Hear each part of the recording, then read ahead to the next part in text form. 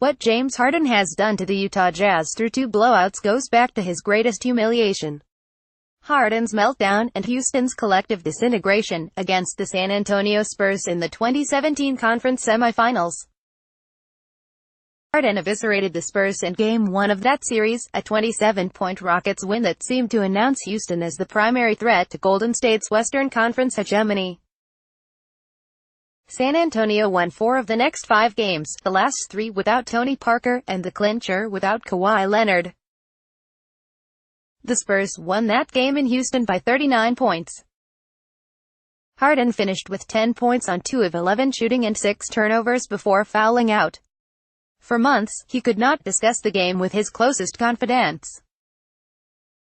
They would not dare broach the subject. It was like when you were a kid and you saw your parents fighting. No one would ever want to bring it up, says Daryl Morey, Houston's general manager. No one could process it. Greg Popovich, San Antonio's coach and president, approached Morey after the game to congratulate him on Houston's season and express astonishment about what had just unfolded. "I don't know what happened," Morey recalls Popovich telling him. "That was strange." Houston's brain trust attributed the collapse to fatigue from Harden's pursuit of the MVP, abetted by Mike D'Antoni's famously short rotations. Harden was surely tired. He tweaked his diet and fitness regimen after that series. But the Spurs also unveiled a template for defending Harden that would spread across the league. It was simple. When Clint Capella set a pick for Harden, Capella's man was to plant himself near the hoop and lie and wait for Harden. They would not switch. They would not trap, exposing an easy slip pass to Capella. They would meet Harden at the restricted area and wager they could at least disrupt layups and lob passes. They would foist indecision onto him. They knew Harden would not accept the shots they were giving him. Floaters and long twos were verboten in Houston. It worked. It was the lowest point in Harden's career. He transformed it into a turning point, the catalyst for a reinvention that happened so gradually, piece by piece, you almost didn't notice Harden becoming a completely different player. After that Spurs series, Harden went about adding a floater. If top defenses were going to concede that shot, Harden would have to take it. This season, he mastered it. Harden has attempted more than twice as many floaters as he did a season ago, and he has hit almost half of them, per cleaning the glass, an elite number. The next step was more radical: eliminate the need for a screen altogether.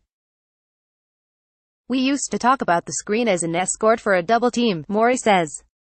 "Why even give the defense the option?" Harden was already a very good isolation player, but he would have to stretch the math beyond what anyone had dreamed possible to render the pick-and-roll, basketball's staple play almost since the Peach Basket, obsolete. Enter the step-back 3, an isolation worth 3 points if it goes in, which it has about 40% of the time this season. Harden has drained 240 step-back triples in 2018-19. Stephen Curry led the league in total threes with between 261 and 286 for 3 straight seasons from 2012-13 through 2014-15. Just making that many three-pointers was revolutionary 4 seasons ago. Making that many step-backs was not a thing that existed in the NBA's brain space. The threat of the step-back forced defenders into pressing Harden 30 feet from the rim. That made them easy pickings for a blow-by. Harden had warped math and opened new possibilities for Houston. Instead of having Capella screen around the three-point arc, the Rockets can now station him at the dunker spot, along the baseline, at the edge of the paint, at the start of possessions. That doesn't sound important, but in talking to opposing players and coaches, it has changed everything. The pick-and-roll lob dunk is a dance of intricate timing. The ball handler must wait for his target to rumble into position. That delay gives the defense a chance to catch up. Any hiccup in cadence, any miscommunication, and the window for the lob closes. Plopping Capella in the dunker spot dispenses with those fraught 30 feet of prelude. He is there already, feet planted, primed to cram. Opponents have grappled with this strange new geometry.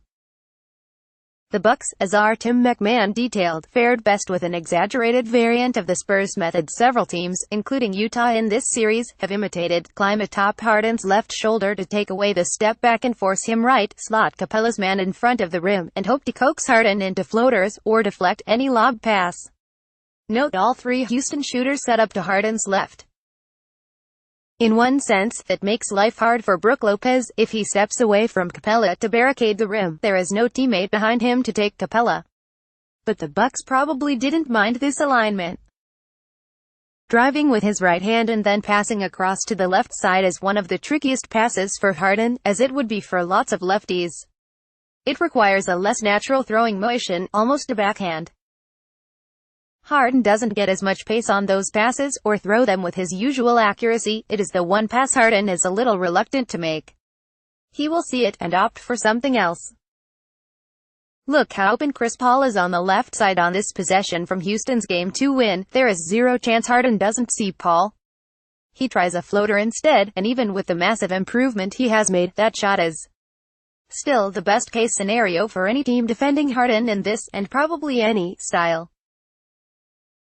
Houston has its players aligned on this possession in a way that almost guarantees that pass to Paul will be the only easy one available. Capella is in the left dunker spot. Paul is the only shooter on that side.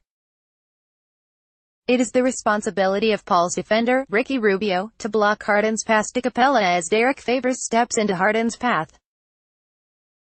The defenders on the right side of the floor can stay home. Favors does a nice job sticking close to the rim, and staying down until the last possible second. He reveals nothing. He forces the decision onto Harden. The Jazz are betting Harden won't make that pass, or that he will throw it softly enough for the defense to recover.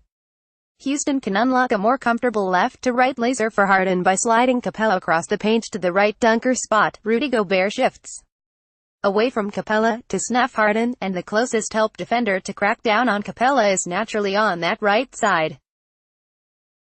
Harden whips it to P.J. Tucker, who is 6 of 12 on corner threes in this series.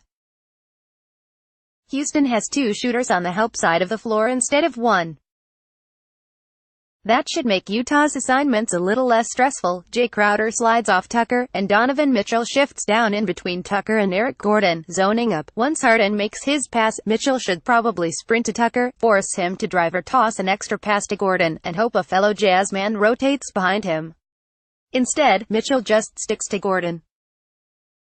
This is a common theme. Mitchell has been awful on the help side. He fails to zone up when he should, and hangs in no man's land when he needs to scramble to an open guy. Even scarier, Houston appears to have landed on a basic method of triggering Harden's preferred passes and springing wide-open shooters. That's just mean. Capella is in the right dunker spot, with only one shooter on that side. The guy guarding that lone shooter has to help on Capella, and there is no one to help him. Houston didn't just discover this alignment in the Utah series. Here it is from the Rockets game in Milwaukee last month. Milwaukee managed this much better than Utah has. Look where Lopez is as Harden rises, in the center of the block, charge circle, in range to both bother Harden's layup and get a fingertip on any lob to Capella. Look how far out Gobert is when Harden has barely crossed the foul line. Gobert panicking compels Rubio into an earlier and more urgent rotation, leaving him miles from Danuel House Jr. when Harden slingshots the ball there. With Lopez tethered to the hoop, Giannis Antetokounmpo can stay between Capella and Tucker. He covers that distance back to Tucker in one stride. Houston has leaned on this setup, Capella on the right, one shooter flanking him, more against Utah. Harden manipulates the geometry to produce almost whatever shot he wants. Watch him at the very start of this clip point for Tucker to sidle up from the corner. Harden knows Thabo Sefolosha will follow Tucker, clearing the way for a lob to Capella. Only a sensational read by Sefolosha saves Utah, if the Jazz are going to continue forcing Harden to his right. Gobert has to do a better job holding the line, and holding close to the basket, until Harden is about to release the ball. Utah has only a few other options. They could send help from the left side of the floor, but that seems impractical. They have another plan, and they already flashed it in Game 2. Watch that House three-pointer again, but pay attention to Rubio, guarding House at first. Just as Harden starts his drive, he is pointing to House. Specifically, he is pointing for Joe Ingles to veer off of Harden and take House. Ingles does so too late. Here is Rubio pulling the same switch, also too late. Ingles and Mitchell nearly execute it here, with Game 2 already out of hand. Utah might try that gambit again. Also, look at Ingles and Gobert bark at each other after Harden's putback. If I had to guess, I would say Ingles is miffed at Gobert for bolting the restricted area and leaping at Harden's floater, leaving the glass naked. Gobert replies by mimicking Harden's floater motion. What am I supposed to do? Let him shoot unchallenged. Harden has the Jazz shook. He had them shook before the series even started. Rubio said after Game 2 that some players haven't been buying in 100% to Quinn Snyder's strategy for defending Harden. Perhaps he was thinking about plays like the one in which Ingles failed to peel away from Harden and onto House. NBA playoffs on ESPN. Absits playoff time. Don't miss these games. Sunday, all times ET, Celtics Pacers, 1 p.m. ESPN Warriors Clippers, 3:30 p.m. ESPN. But every Jazz player has screwed up parts of Utah's revamped scheme. That can happen when you defend in one style for 82 games, and overhaul it for a single playoff series. Utah's players now find themselves in unfamiliar positions, with unfamiliar responsibilities. Houston compounds the confusion by shifting the chess pieces around. They won't overuse this Capella on the right setup. They'll toggle everything: Capella's position, the location of their three shooters, where Harden starts his drive. It is tempting to say Utah should abandon the force Harden right gimmick and defend him straight up. Both Rubio and Cephalus showed glimpses of this in Game 2. But what does straight up even mean with Harden anymore? It would typically signify some sort of normal adjustment to pick-and-roll schemes, a trap, or a hard hedge. But what is the adjustment when there is no pick? Maybe it is just playing Harden head-on, chest to chest. Will that accomplish anything? Will it make it any easier to stay in front of him? Probably not. What do you do when he gets by the first line of defense? Some scouts suggest staying home on shooters and letting Harden get the same remedy you hear pitched for Antetokounmpo. But Antetokounmpo is a shaky shooter. You can play off of him. You can't do that with Harden. He will be at the rim almost every time. Perhaps Utah can play him straight up at first, make him expend energy dancing with the ball, and then shade him right late in the shot clock. Hooray! You need incredible one-on-one defenders to play Harden straight up without yielding a parade of step-back threes and layups, wings who are long, quick, and smart.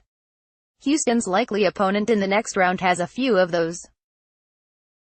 Face a team like that, and Houston can revert back to a more screen-heavy attack, including rapid-fire double screens D'Antoni loves. In the meantime, Utah should make Harden work more on defense. The Jazz can get him isolated against Mitchell whenever they want. If they get lucky, maybe they'll lure Harden into foul trouble. Utah might not find a solution. The Spurs created a blueprint for the league 2 seasons ago. Harden tore it up.